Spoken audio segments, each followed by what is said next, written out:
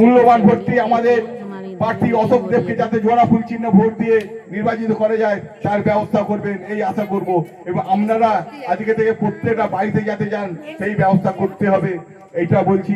আরো অনেক কিছু করেছে, অনেক বাবা মা মেয়ের বিয়ে দিতে গেলে টাকার অভাব হয়, সেই জন্য রূপসীর মাধ্যমে এককালীন 25,000 টাকা সাহায্যের হাত বাড়িয়ে দিয়েছে। এরকম ভাবে যেরকম একজন কেউ মারা গেলে সৎ কাজ করতে গেলে বিভিন্ন লোকের কাছে হাত পাততে হয়, সেই জন্যই হাত না পাততে হয়, সেই জন্যই আমার নেত্রী সমব্যথীর মাধ্যমে যে মারা গেলে সমবেতের মাধ্যমে 2,000 টাকা করে এককালীন একটা সাহায্যের হাত বাড়িয়ে দিয়েছেন।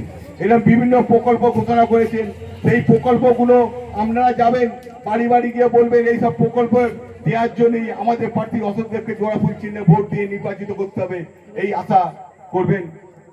আমরা প্রত্যেকটা বাড়িতে অনেক কিছু করলে তাদের বুঝিয়ে বলবেন যে এইটা করলে এই ভালো হবে, এইটা করলে এই ভালো হবে।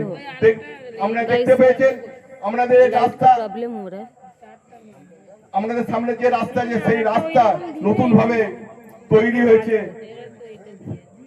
যাতে মানুষ ভালোভাবে যেতে পারে, সেই জন্য সেই রাস্তাটাও তৈরি করে দেওয়া হয়েছে। আরো বিভিন্ন কাজ আমাদের হচ্ছে, আমাদের বাড়ি বাড়ি নলবাহিত জল পৌঁছে দেওয়া হয়েছে।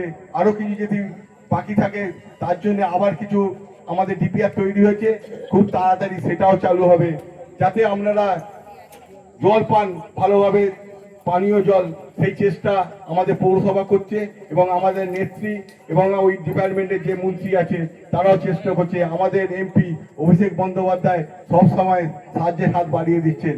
সেই জন্যই বলবো আগামী 29শে এপ্রিল সকাল সকাল গিয়ে জোড়া ফুল চিহ্নে ভোটটা দেবেন এবং আপনারা বাড়ি বাড়ি গিয়ে এইটাই বোঝাতে হবে এই উন্নয়ন হচ্ছে। যদি কেউ বুঝতে অসুবিধা হবে আপনারা ডেকে নিয়ে আসবেন।